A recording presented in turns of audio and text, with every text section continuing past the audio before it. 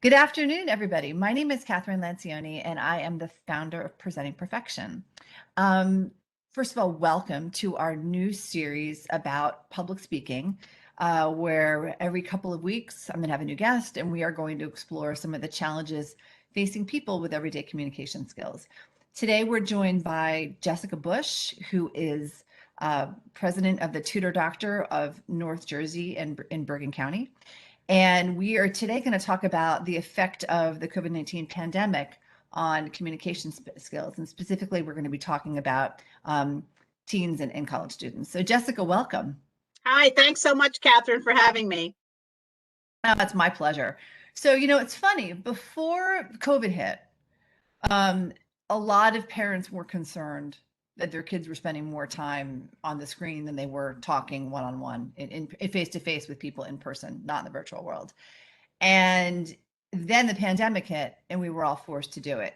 So this thing that had become worrisome for us became a reality for all of us. Yep. And to me, it's been fascinating because for a lot of people like myself, were forced to use a technology that we otherwise hated. I have to be honest. Like before Yep. COVID hit, I was not a web-based communication person. If I wanted to talk to somebody, I'd pick up the phone and call them, Face to face. Yep. or I'd see them in person. But my past year has been all Zoom and WebEx and all that kind of stuff. So, and I know with kids, it's the way they've been going to school. And I think the challenge is for some kids, it's been great, but for others, it's caused a real problem. What are you seeing with your Yeah. students? Yeah, it's interesting because I see many kids that have opted to go online the entire year, even if they had a choice. There are some kids that have been really, really comfortable online, not necessarily in a positive, it's not all positive, I don't think, but they're more comfortable that way. So, or maybe there is, a fear-based aspect as well, which is understandable. But what's happened, I think, is I see a lot of kids that are typically introverted. Do you know what I'm saying? Like where they've in a school situation maybe not felt as comfortable or not social or a little socially uncomfortable or have had bullying situations and have had emotional stress being in school, love online. They love it because they don't have to have that social interaction. But when they get back into school, there's going to be a huge issue because they have gotten so comfortable with online education. Well, it's true. And I mean, I think that, the beauty of online education is you just kind of dial it in, right? And then you listen, maybe you participate, maybe you don't. Some teachers mandate that kids have their cameras on, others don't really have a requirement, don't really have a position on that either way. Yeah, And then the kid's done and they log off. And it's like the exactly. experience never happened. And the intensity that's in a regular classroom is also lost because Yeah, you don't have the pressure of people looking at you. You don't have the pressure or the opportunity necessarily as much of being called on. So it's a completely different way of and then I've learning. heard different aspects. For example, I've heard some kids that have been online say that the teacher teaches to the online kids and then the kids in the classroom are suffering, whereas some teachers have been teaching to the kids in the classroom and the online kids suffer. So it's a challenge, but I have had kids that when they come to us, this is how we see them. Yeah. So they don't want to show their face. And it's literally taken weeks.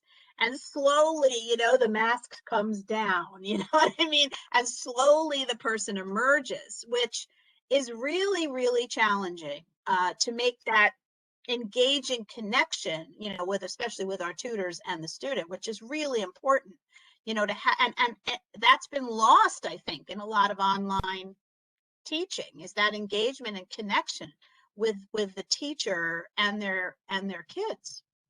Well, yeah, to building on what you're saying, I know from my own perspective because I teach college kids, and I know that it's you're sort of used to teaching to the kids that are in the room.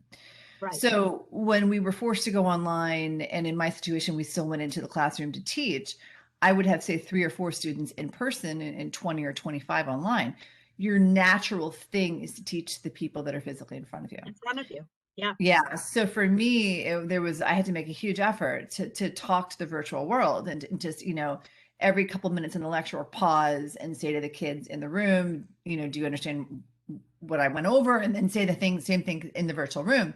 Right. And I know myself, a few times actually, I would call on kids who were on the screen, who weren't in the classroom, to answer a question. And And how did they respond? they didn't. Yeah. Because they were either sitting there with their cameras off and just kind of checked in, or it was that moment that they stepped out to go to the bathroom. Or they were checked out. That's right. That's Yeah. right. Yeah. And yeah, and I had one situation in one class where a couple of students messed up on a homework assignment on an essay because they hadn't been listening during the lecture and gave the wrong name for something, and it was 3 out of 25.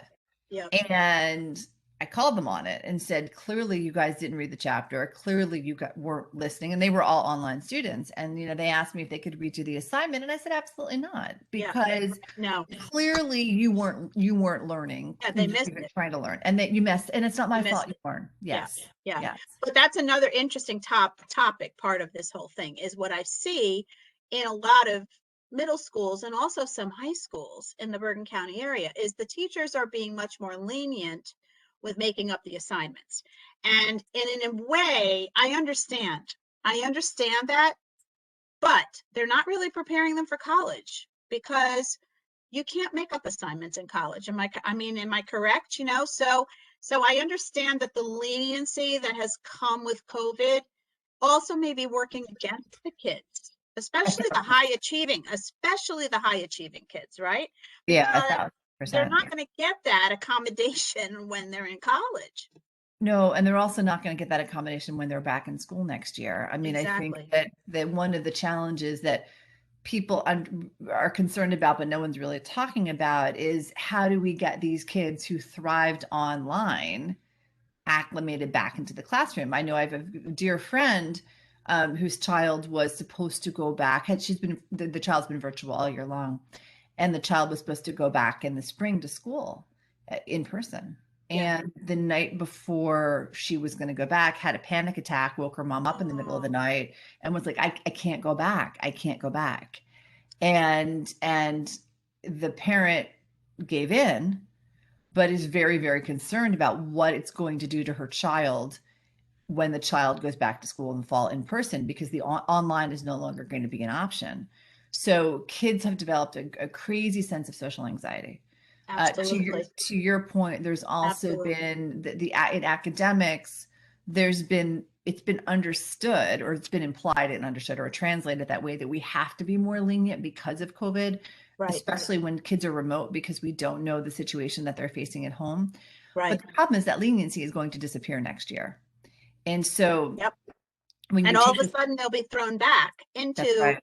not only a social situation that they have become less comfortable with, but but much more stringent classroom and assignments and whatnot, and studying for tests again. That's There's right. been no final exams in so many schools. That's right. Now they're having to go back to, midterms and finals again. And it's going to be a very, very huge transition. I think in a way, it's going to be a harder transition than even when COVID hit, Oh, I because agree with you. a lot of the kids have gotten really comfortable. We have a student who's super struggling, super struggling. And when I had my initial meeting with him, because I always talk to kids, that's my thing. I said to him, so describe to me a normal school day for you, right? And I said, don't you have to log in? And, he's a 16. I said, don't you have to log in every morning? Yeah. I said, okay, be totally honest. I said, because I'm not with school, be honest, because you're being honest to yourself. I said, tell me what you do. He said, okay, I go in and I log in. I said, then what? He said, I turn off my camera. I said, okay, then what? He said, I go back to sleep. And I said, okay, I commend you to being so honest with yourself. And I said, do you see the problem? You're not getting your classroom time. That's You right. know, and this is why you're missing assignments, and it gets to the point where they just shut down and they don't care because Yeah. they are so far behind, they don't feel that they could ever pull themselves out. So it becomes a very hopeless and helpless situation. And it's very, very sad. Oh, I And that, completely agree with you. And I don't think the students understand the amount of damage they're doing to themselves, like how much they're really hurting themselves in the long term. I worry, my biggest concern are kids that transitioned into an academic setting during COVID. So the kids that yes, went from fifth grade to sixth grade, the kids that went from eighth grade to ninth grade, and the kids that went yeah, from college to freshman year. yeah, Those transition points, those kids have no idea what the rigor or the intensity of that next level of education is like. yeah, And I think it's going to be a real awakening for some kids, especially those that have kind of literally zoomed it in or dialed it in over the yeah, course of the past year. Because, you know, teachers are eager to get back in the classroom and to teach the way that they normally teach. And most parents are eager to have their kids back in the classroom to learn the way that they exactly. traditionally learn. But I don't think that's all students are on the same page, and I don't think all students and parents realize They don't realize. how the situation is going to change. I know for at my own children's school, that's one of the things that I've been asking their teachers is, how are you guys going to, because how are you going to transition to the normal academic rigor of the school? Yes. And And what do they everyone and I what do they say? everyone have them have said bluntly, it's going to be hard. Yeah, Um, it's going to be hard. And because they've had to be so lenient this year. exactly. And in some ways, they've really enjoyed it. And so some of them are trying to find that balance between what was and what is, to try to keep some of the COVID learnings in place, but then also to, to eliminate some of them. Um, because I think from a teaching perspective, using digital platforms like this can be helpful. Not all the time, but for example, I teach a class where I've had a lot of guest lecturers, and the guest lecturers were from all over the world. Sure. That's a So benefit.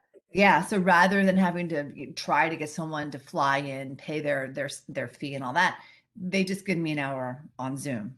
Yeah, And that's been incredibly that's been helpful. great. Yeah, but it's by no means, nor should it be the regular way that kids learn on a daily basis. And the research supports it. I know in my own house, and my kids who both are in high school, had many friends who just like dialed it in for the year. And the Yeah, irony would be the kids would show up at their sports practice after school, but they yeah. wouldn't go to class. They wouldn't come to class. That's Yeah, correct. And almost every night, especially over the winter, my kids were like, well, so and so's doing it. Why can't we just do that? I'm like, nope, sorry, you're yeah, going to school. yeah. You are every opportunity you have to be in that building to learn, you're 100%. going to do it. And it was definitely, and I got a lot of pushback, but it was one of those parental battles. As we all know, you pick your battles. It was definitely the right one to pick Yeah, because they've learned, they formed bonds with the 100%. teachers It was the they right can't thing. build online, and their grades reflect that. And another thing that I have seen over this past year, and it has to do with communication, but in a different kind of way, is there's students, especially middle school age, where they are having a huge issue navigating the amount of work that they have to do on a Google Classroom or a Google platform, where the teacher has posted all the assignments, the worksheets, the notes, the slides, blah, blah, blah. And then they have to organize and figure out to prioritize and what's due when to send it in. So what I see, we literally have some of our, I call them academic coaches, working with students on navigating, handing in their assignments on time. So that, and what part of the communication part of that is teaching, helping the students learn to be proactive with emailing their teacher and saying, if you can't find an assignment, or they literally think it's somewhere and it's not, because some teachers post on Google and some don't, some have their own website and don't, and it's very hard to navigate, especially when you're a sixth or seventh grader. Emailing, being proactive and learning how to email your teacher and say, hi, Mr. and Mrs. So-and-so, I can't find the assignment, or I submitted it and you're saying that I didn't submit it. That's another issue. Yep. It's submitted and the kid thinks they submitted it, but the teacher's saying they never got it. So all these types of technological, issues are coming up because the kids have had to get assignments on an online platform and then submit them on an online platform, and think that so it adds a whole nother level of, do I have to screenshot it to prove that I sent it in, or that prove that I did it? So there was a whole lot of issues, and then teaching the student, be proactive and reach out to your teacher, and how to do that in a positive, proactive way, so that you get a positive result from the teacher. Well, this is the thing, to your point, the concept of self-advocacy has become so incredibly So important in this important. virtual world. And I know for myself, again, for my teaching, I was, because I had a bunch of students who would never reach out with questions. So what I started doing, and I sort of did this between first semester and second semester of this academic year, I started offering, I call them optional online conversations with the professor. Oh, And that's cool. That's I got to cool. tell you, people did it. People dialed in. And it was great. Some weeks I had 10 kids, and this is out of a combined class of 50, two sections of 25. Um, some weeks I had 10 kids show up, some weeks I had 20, some weeks I had two.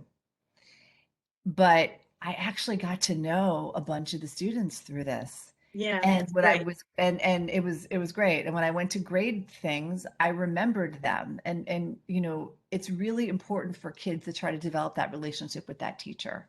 Because 100%. and so I know with my own children, that's one of the things that I've really been focused, and mine have been, in school most of the year, is you still have to reach out with questions, because if a teacher thinks you care, it makes Exactly. all the difference in Exactly. the And world. that's what we tell our students is, Uh, self-advocate. Because they know, if you were a teacher and you had a student that reached out to you and asked questions, or what would you think? Well, and they all say, we would think that that student really cares. I said, that's right. absolutely. That's right. So what would you think as a teacher if you never ever heard from a student? We would think they don't care. That's exactly. Exactly. And Right. especially this year, where many students haven't had that opportunity to be in the classroom, sending that email is so incredibly important. And how to And structure it, and how to find, sometimes with the younger ones, how do you find your teacher's email address? that's right. That's right. Because a lot of times the teachers, especially this year, they've been in different places.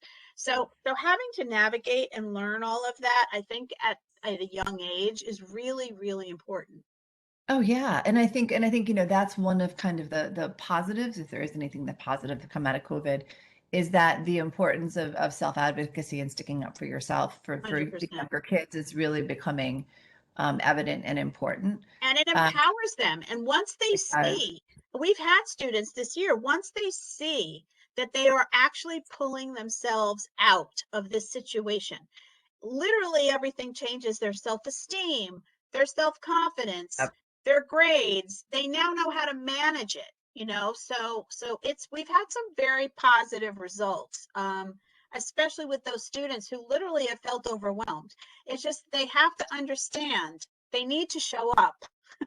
That's the They bottom need to line. show up and they need to be present. They And need I to think, show up and they need to be present, and they need to be yeah. more proactive in their own learning. And that is something that has been a real challenge during COVID. Well, because I think that, to your point, I think a lot of instructors, teachers, incorrectly have assumed, and at some point we all had our epiphany, right? But I think especially when this whole thing first started, people assumed that it would be easy to engage. Like, okay, well, the kids are in the classroom, but there's some of them are digital, or maybe all of them are digital. The kids will jump right in, and the kids didn't jump right in. And what it did was it gave kids with social anxiety a huge reason to jump in, even less than they normally A do, 100%. right? But the irony, and you and I have talked about this before, is the fact that for some kids, the digital platform has actually helped, Yes. because they are the kids who were super afraid of asking a question in class. And somehow when it's digital, even though there's still people in boxes around you, it's still easier to them because they don't have to have people like physically looking at them in the same room when they're just at home in their bedroom and they're raising their, digital hand. Yep. And Yep. so I think for those kids, it'll be interesting to see how that translates when they go back into the actual classroom, because maybe they have a little bit of less social anxiety because maybe they've gotten more comfortable advocating for Comfortable. themselves. Yeah. But I think it's going to be, It's going to be a big transition. it is going to be a big transition. And I think September is going to be interesting. And I think, that teachers, professors, whatever level of education we're talking about, I think it's important that they're cognizant of the fact that it's not just going to be plug and play. Like Absolutely. we're going to have to transition back into what was, keeping in mind what we went through as a society. And, Um, yeah. and And I so know, much talk beforehand about social emotional learning. I think is going to yeah. have to be more sensitivity to that right now. Oh, 1,000%. I know, and I know one of my assignments that I'm going to give my students in the fall is I want people to take a moment to reflect about what they've been through as a society, as a person, and what we've been through as a society. So in my courses, I'm going to have them either give speeches or write blogs on what were their lessons learned from COVID, right? What was it that they learned about themselves? What was it they learned about other people? What was it that they realized they don't need?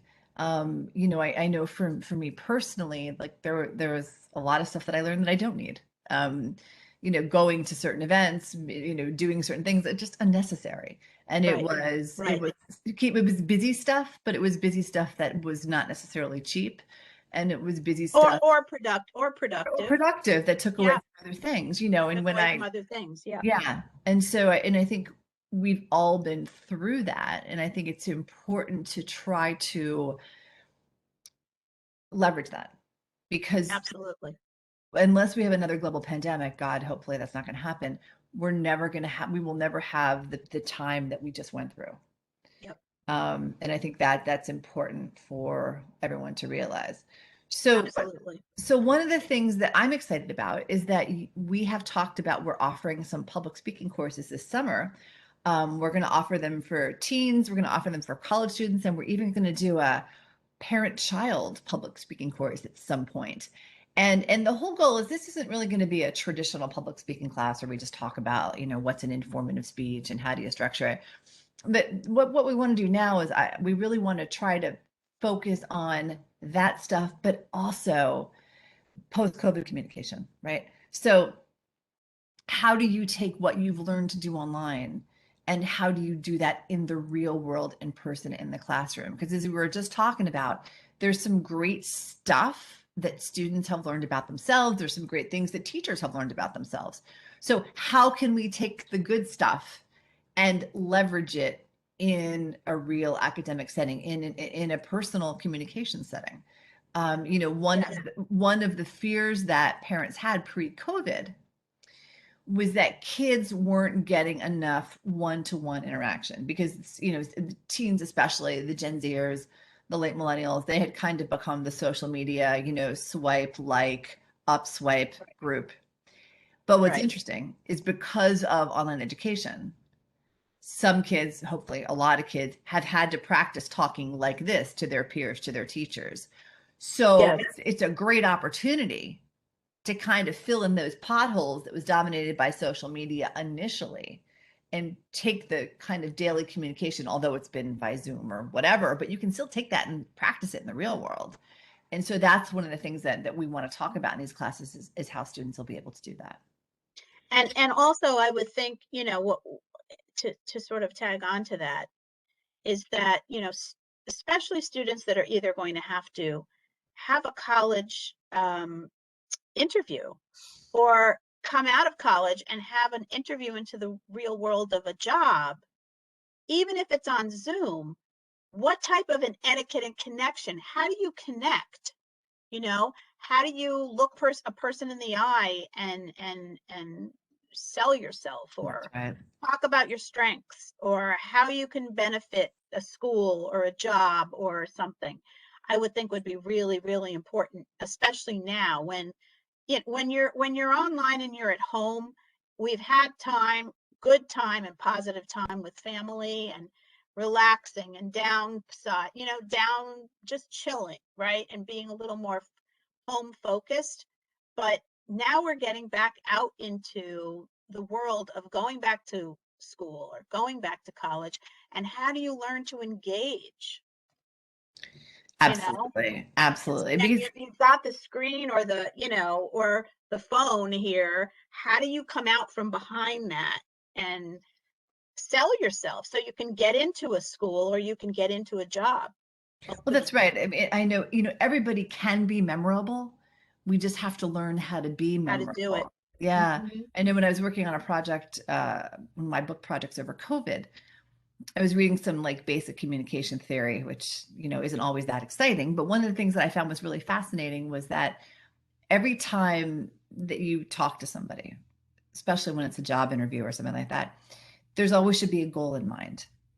And that's what one of the things I teach my students is like rather than just, ambling through a conversation, Yes. poking around at subjects that you try to find a common thing to talk about, think about what the intention is. Think about what you want the goal of the communication experience to be. Think about what you want to get out of it. And it might just be simply social conversation. It may be a job interview. It may be, learning, sitting down with a teacher one-on-one, a question about a homework assignment.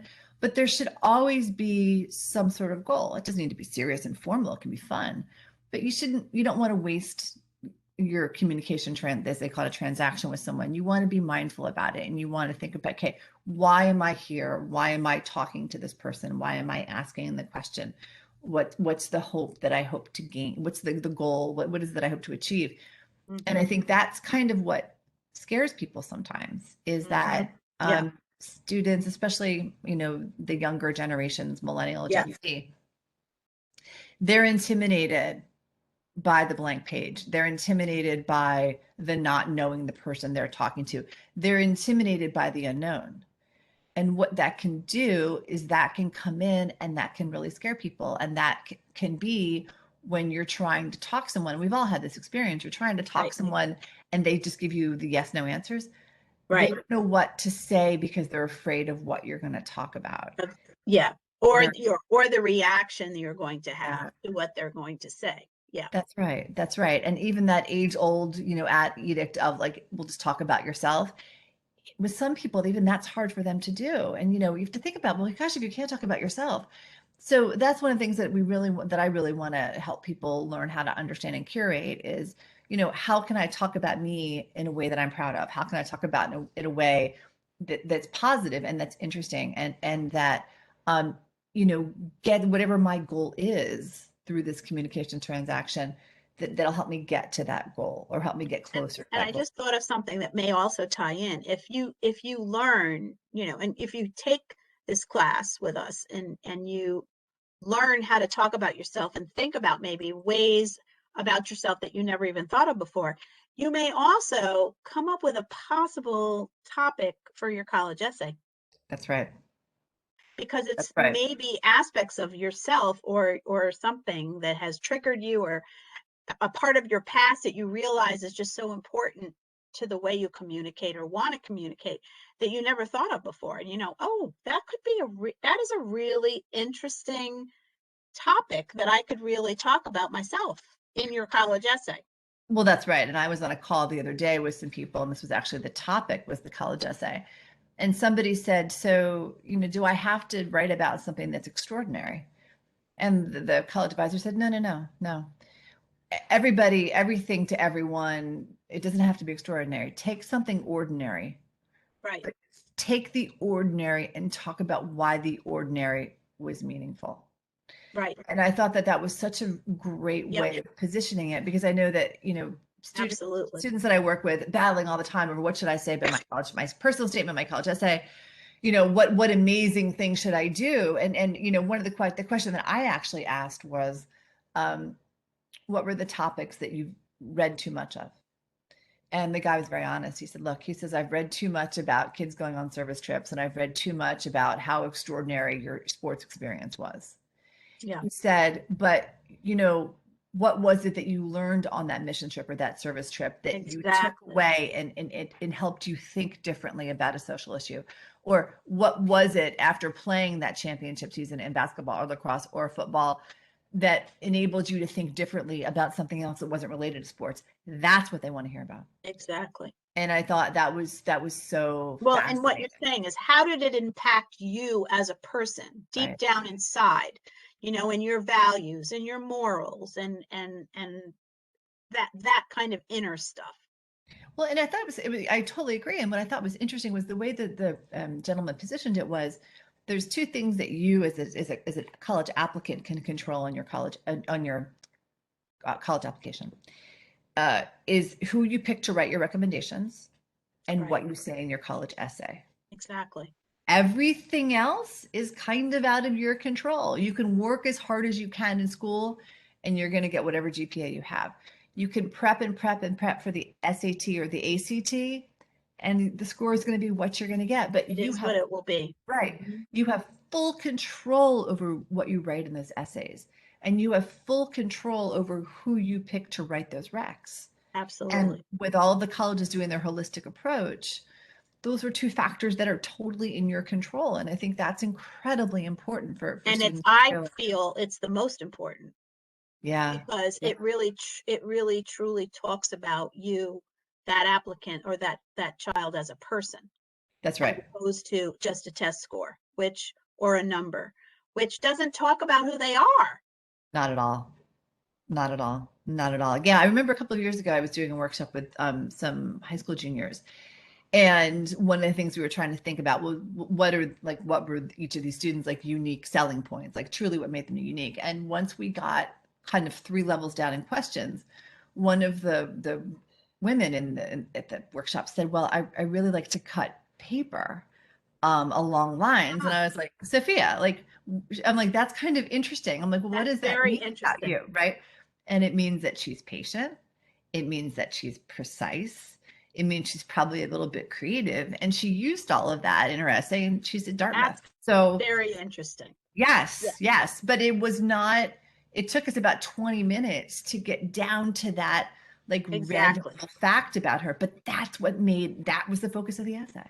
And we have had students. I referred one of our test prep students years ago to this woman who really focuses on writing like a college essay for an Ivy League type of thing. And it took her hours to get it out of this one student. Hours. Because I think a lot of the kids don't understand. It's not about the classes you took or the grades you got or what you did in the summer or your sports, or it's about them. It's Yeah. about them, and what something happened that when you were little or younger that triggered your interest in biology. But maybe there is something, but you got to dig, like you said, you've got to dig down deep to find what that is.